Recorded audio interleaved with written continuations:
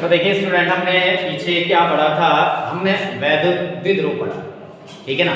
वैद्युत द्विध्रुव हमने पढ़ा पीछे, और वैद्युत द्विध्रुव में हमने क्या पढ़ा कि दो आवेश हैं और दो आवेश समान परिमाण के हैं और विपरीत प्रकृति के हैं। इसका मतलब एक धन है और दूसरा ऋण है और समान उनका परिमाण है। परिमाण क्या होगा? समान। तो वो क्या बनाते हैं? वैद्युत द्विध्रुव बनाते हैं। ये हमने डिस्कस किया था। हमने वहां पर डिस्कस किया एक और चीज कि जो कुल आवेश उनका है वो कुल आवेश कितना था? 0 था। और हमने देखा कुल आवेश 0 है और विद्युत क्षेत्र 0 नहीं होता है, ठीक है ना। तो विद्युत क्षेत्र 0 नहीं है तो कितना कितना विद्युत क्षेत्र होगा, तो इसी के बारे में हम आगे पढ़ेंगे। तो पहली स्थिति आती है आपके पास अक्षीय स्थिति में। वैद्युत द्विध्रुव के कारण अक्षीय स्थिति।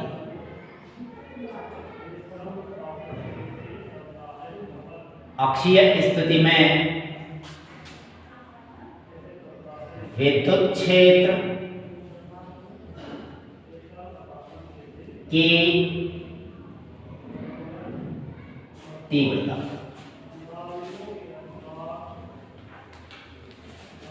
या इंग्लिश में हम कहें तो इसे क्या बोलेंगे? Electric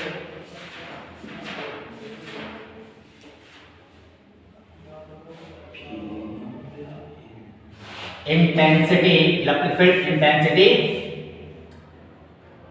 due to electric dipole on axial line. और किसमें? अक्षीय को बोलते हैं एक्सल लाइन, ठीक है। एक्सल लाइन में कितना होगा? तो देखिएगा इसके लिए अक्षीय स्थिति की बात कर रहा है। तो देखिएगा अक्षीय स्थिति का मतलब मान के चले पहले तो बात किसकी की जा रही है? वैद्युत द्विध्रुव के कारण है, इलेक्ट्रिक डाइपोल के लिए है।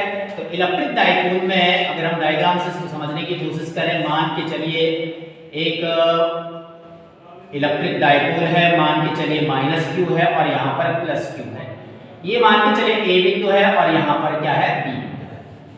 और इनके बीच की जो दूरी है मान के चलिए वो कितनी है? 2l टोटल, ठीक है। और मान के चलिए इनका जो मध्य बिंदु है A और B का वो O है। और अक्षीय स्थिति का मतलब क्या होता है? अक्षीय स्थिति का मतलब है कि इसी जो इन दोनों आवेशों को मिलाने वाली जो रेखा है उसी रेखा को आगे बढ़ा दें, ठीक है। उसी रेखा को आगे बढ़ा दें। तो ये कुछ इस तरीके से मैंने आगे बढ़ा दिया और यहां पर मान के चलिए एक P बिंदु है और हमें यहां पर निकालना है कि विद्युत क्षेत्र कितना होगा। कितना विद्युत क्षेत्र होगा? थोड़ा रिकॉल हम करें पीछे की। अगर हम बात करें एक ही अगर आवेश है, एक ही अगर क्या है? आवेश अगर है तो एक ही आवेश का मतलब है आवेश अगर Q है तो उससे r दूरी पर अगर हम बात करें जो विद्युत क्षेत्र है, इलेक्ट्रिक फील्ड है, वो कितना होता है? E = 1/4 पाई एप्सिलॉन नॉट और Q इतना होता है ना। कहीं पर भी अगर क्या आता है? एक ही अगर आवेश दिया हुआ है, ठीक है ना, चाहे वो कितना भी है, और कितनी दूरी पर निकाला तो आप ये वाला फॉर्मूला लगाओगे।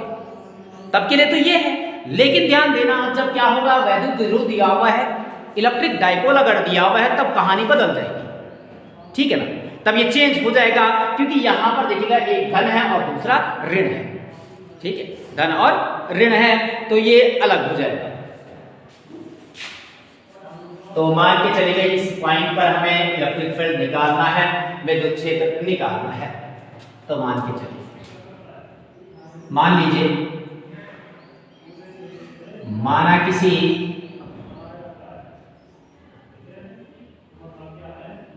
विद्युत द्विध्रुव में दो आवेश -q और +q है, -q और +q है, तथा बीच की दूरी मान के चलिए वो कितना है? 2l है। अब O जो है, O क्या है? AB का मध्य बिंदु है, मान के चलिए मध्य बिंदु है, ठीक है। ओ का मतलब जो पूरा एबी डायपोल जो बना रहा डायपोल के बीच की जो दूरी 2l है, तो ये क्या है, इसका मध्य बिंदु का मतलब बीच है, बीच में है। बीच का मतलब है कि देखिएगा ए से लेकर ओ तक जितना होगा उतना ही ओ से लेकर क्या होगा बी भी होगा। अब पूरा का पूरा हमने कितना ले लिया है, 2l ले लिया है, तो ये तो आधा हो गया ना, हाफ हो गया, तो कितना होगा यहां से यहां तक l होगा, और o से b तक भी कितना होगा l, ठीक है। यहां पर हम ये लिख सकते हैं o से लेकर a तक जितना है उतना ही o से लेकर b तक है, और कितना है l, ठीक है। एक और कंसीडर कीजिएगा, मान लीजिएगा इसका जो मध्य बिंदु यहां से डायपोल के मध्य बिंदु से r दूरी पर एक बिंदु P रखा हुआ है,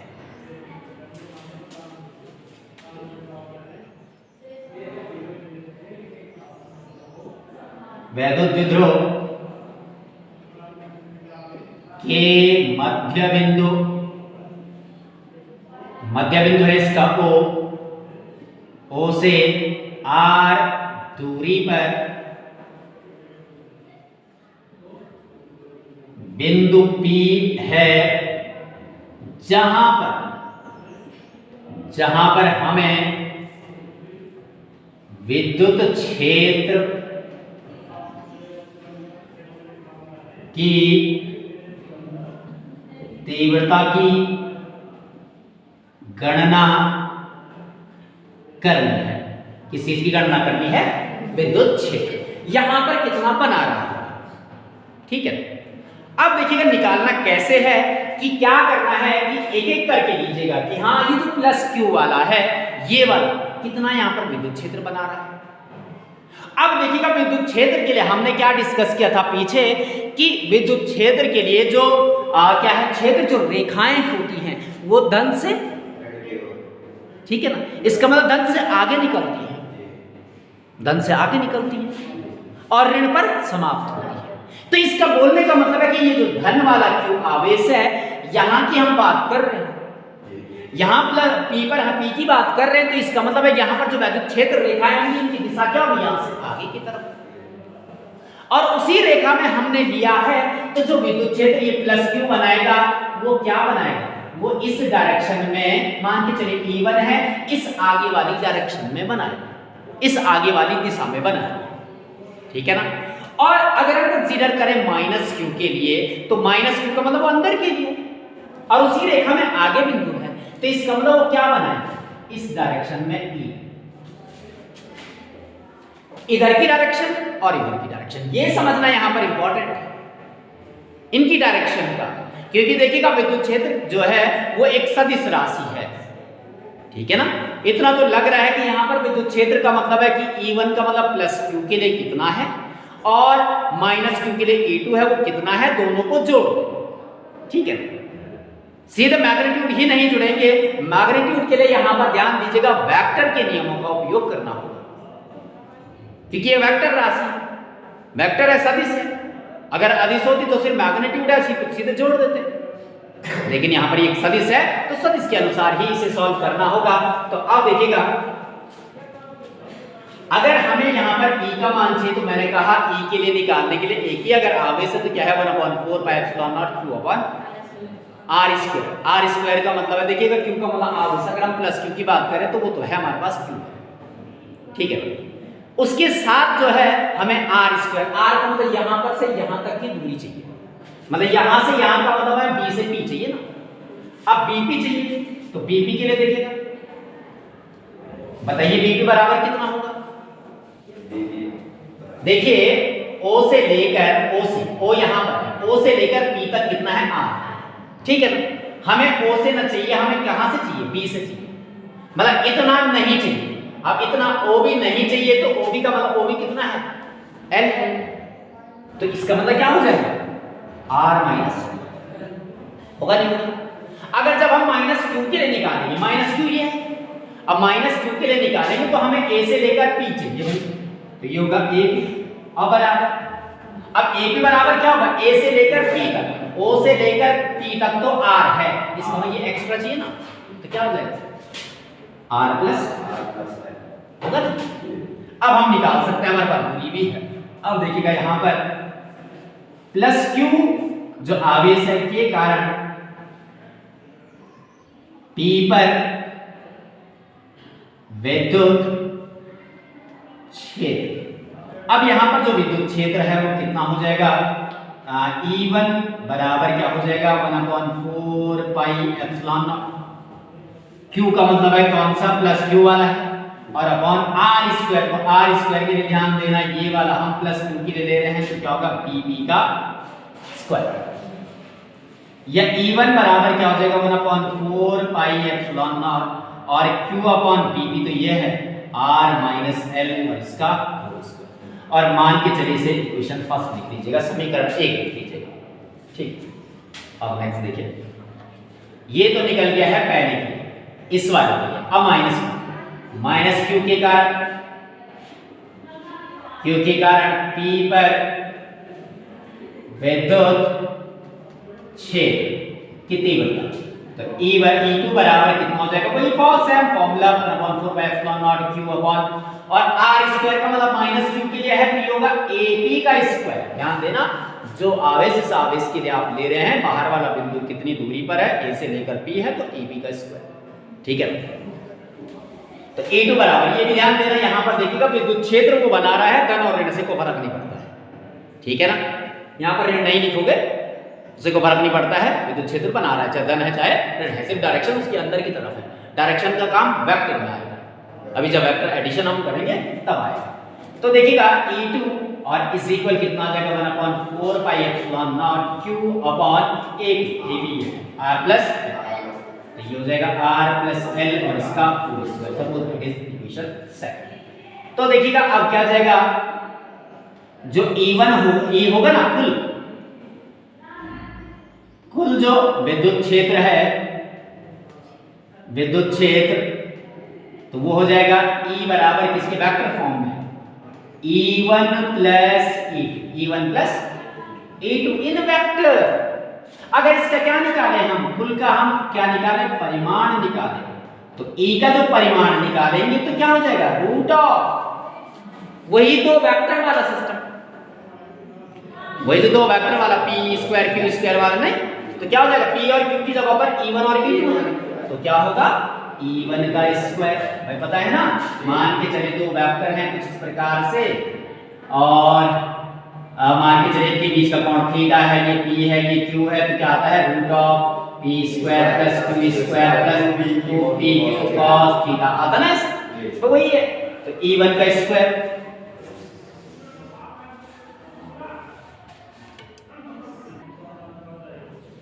हाँ ये आएगा E1 का स्क्वायर, दूसरा क्या जाएगा प्लस E2 का square plus 2E1 E2 cos theta. ठीक है, अब यहां पर cos थीटा के लिए E1 का मान पता है, E2 का मान पता है, थीटा ही तो नहीं है। अब थीटा यहां देखिएगा, कैलकुलेट कीजिएगा, ये वाला E1 और E2 के बीच कोण देखिए पूरा कितना 180 बन रहा है। ठीक है ना, 180 बन रहा है, तो अब कितना, जो cos 180 का मान होगा, थीटा जो आ रहा है E1 और E2 के बीच कोण, तो इनके बीच जो कोण है थीटा बराबर कितना है 180, और cos अगर हम 180 की बात करें तो इसका मान होता -, भी पढ़ा पीछे पढ़ा, cos 180 का मान कितना माइनस, तो यहां पर रख लीजिएगा, तो यहां पर क्या लिख सकते हैं, E का जो परिमाण है, कुल जो विद्युत क्षेत्र की तीव्रता वहां पर होगी P पर, वो किसके बराबर हो जाएगा रूट ऑफ E1 का स्क्वायर प्लस E2 का स्क्वायर, और यहां पर देखिएगा cos थीटा का मान अगर -1 रखेंगे तो इससे गुणा करेंगे तो माइनस कितना हो जाएगा 2E1 E2 होगा, नहीं होगा, -1 से इसको गुणा कर देंगे, तो ये यहाँ पर धन है, धन ऋण का ऋण हो जाएगा, ऋण 2 E1 1 से गुणा करेंगे तो 2 एकम 2 1 2। ठीक है, या E बराबर, अब यहाँ पर देखिएगा, यहाँ पर चेक कीजिएगा, यहाँ क्या बन रहा है, फॉर्मूला बन रहा है a square plus b square minus 2ab, तो कौन सा formula, a minus b whole square, तो इसका मतलब है रूट के अंदर कितना E1 माइनस E2 और इसका होल स्क्वायर बनेगा ना ऐसा। ठीक है ना, ये बन गया है। अब होल स्क्वायर है रूट के अंदर है, रूट के अंदर है और होल स्क्वायर है, तो इसको हम क्या लिख सकते हैं, e बराबर हम क्या लिख सकते हैं, e1 माइनस देखिएगा यहां पर मैंने प्लस लिखा था, ये वेक्टर फॉर्म में था, पर देखिएगा जब परिमाण की बात करें तो तब क्या आ जा रहा है, माइनस आ जा रहा है। आप डायरेक्टली ऐसा भी सोच सकते हैं कि देखिएगा इनके बीच का जो कोण है 180 का, मतलब दोनों की दिशाएं तो विपरीत हो गई ना भाई, इसकी डायरेक्शन यहाँ की तरफ, इसकी डायरेक्शन यहाँ की तरफ, दोनों की डायरेक्शन अलग अलग हो गई, तो इसका मतलब है दोनों विपरीत डायरेक्शन में है, तो e1 माइनस। अब यहां मान रखिएगा, तो e बराबर e1 का मान 1/4 पाई एप्सिलॉन नॉट और q अपॉन पहला वाला है कितना r माइनस l और इसका होल स्क्वायर, माइनस यहां जगह नहीं है मैं नीचे लिख दे रहा हूं, e2 का मान 1/4 पाई एप्सिलॉन नॉट और ये हो गया q upon r plus l और इसका होल स्क्वायर।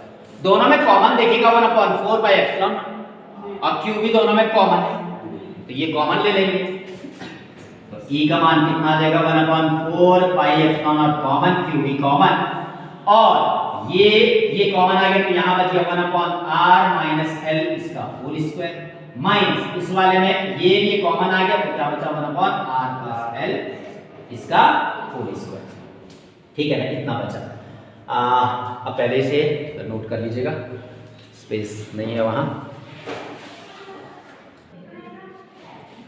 अब देखिए इसके बाद, तो देखिए यहां पर क्या निकल के आया है, e और is equal 1/4 pi epsilon not और q और ब्रैकेट के अंदर 1/r माइनस l इसका होल स्क्वायर, फिर माइनस 1/r प्लस l और इसका ये निकल गया। ठीक है, अब बेटा यहाँ क्या करना है, स्टेप्स अपना आप ही बनते हैं। देखिएगा यहाँ इनके हर समान करना है, डिनोमिनेटर सेम करना है।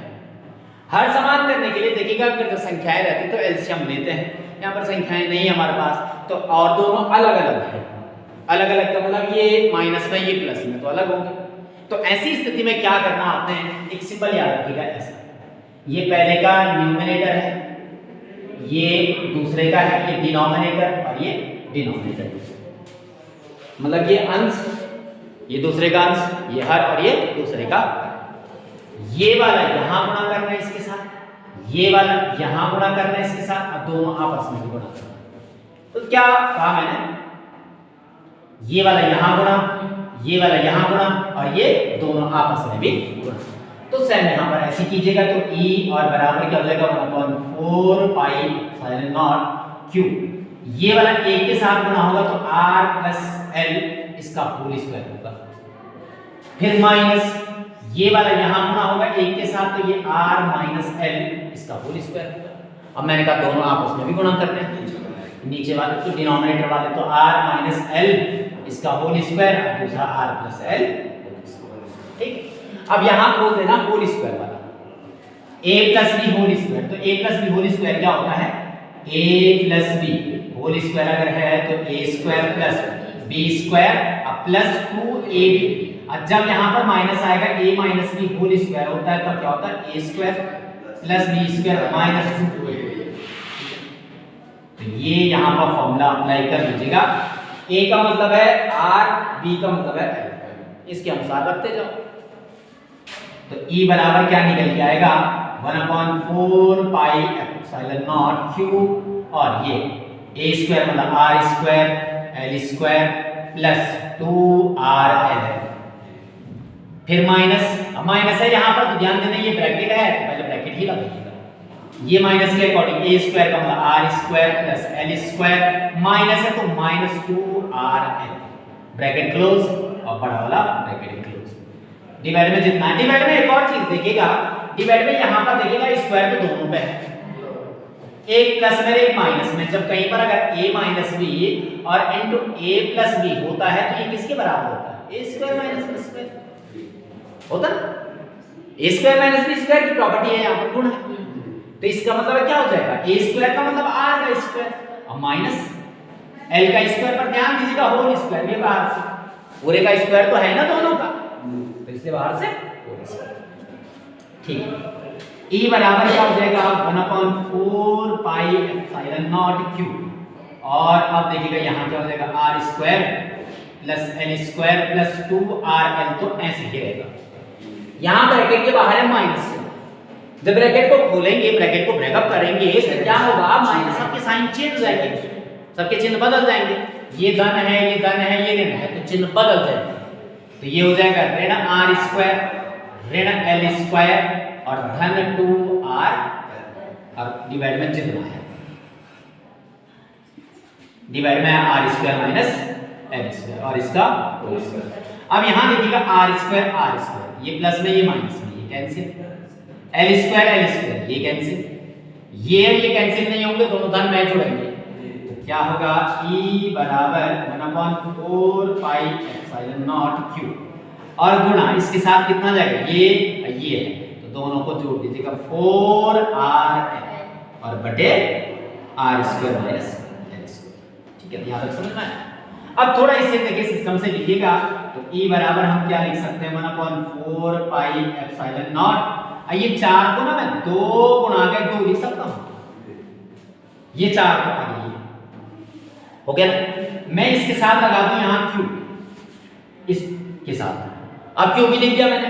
अब मैं इसके साथ यहां एल भी लगा दूं, इसके साथ मैं क्या लगा दूं, एल भी लगा दूं। देखिएगा 2 दूना 4, ये हो गया, क्यू ये आ गया, एल ये आ गया, तो क्या बचा आर बचा। ठीक है, ये तो बचा है, थोड़ा अलग अलग कर दिया, और बटे R square minus L square और इसका होल स्क्वायर। ठीक है, अब ये इसलिए ऐसा लिखा कि 2QL पीछे पड़ा है इलेक्ट्रिक डाइपोल मूवमेंट। P बराबर क्या पड़ा था, इलेक्ट्रिक डाइपोल मूवमेंट P बराबर हमने 2QL पढ़ा था ना, तो वही यहां पर रख देंगे। तो E बराबर क्या हो जाएगा 1/4 पाई एप्सिलॉन नॉट, 2 तो ऐसे रहेगा, ये 2QL क्या हो गया P और इनटू R, और डिवाइड में कितना R square minus L square और इसका होल स्क्वायर। वैसे कहें तो ये भी एक फॉर्मूला है इसका, ठीक है ना, ये भी इसका एक फॉर्मूला है।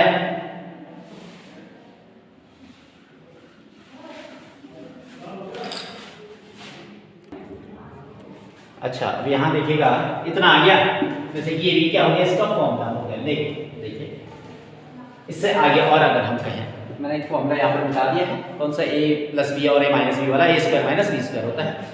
ठीक है, चलो मैं यहीं एडजस्ट कर लेता हूँ उसे, a प्लस बी या माइनस है, पहले को फर्क नहीं पड़ता है, माइनस आगे है पीछे, प्लस बी, और ये बराबर किसके a square minus B square.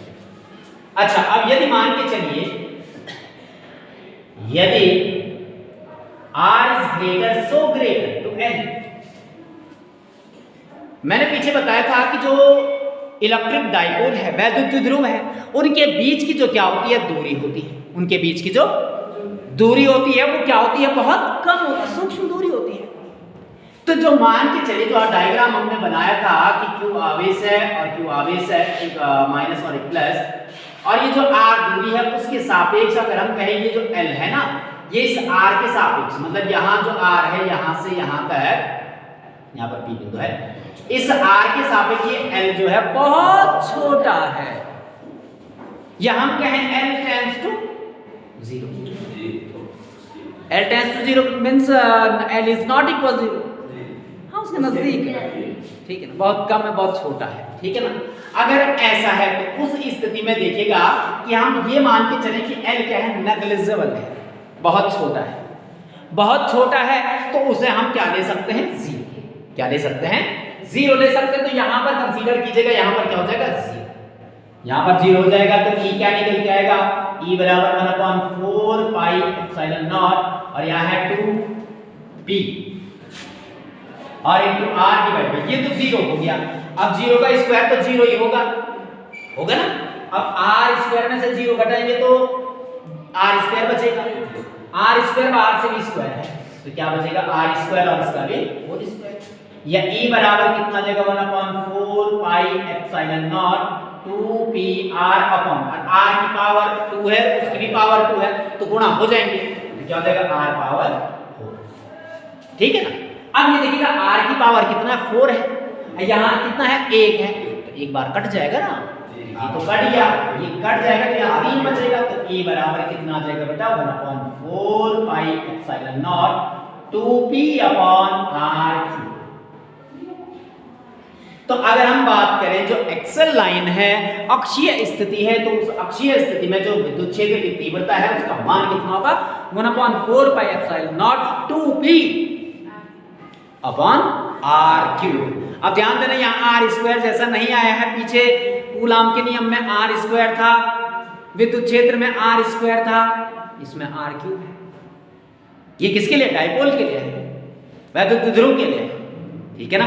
Are cube है और 2p है, तो यहाँ पर दो केस और आते हैं, ये तो कांस्टेंट हो गया, दो भी कांस्टेंट हो गया, p मतलब जो E है वो इसके क्या है अनुक्रमानुपाती, E अनुक्रमानुपाती किसके? p के।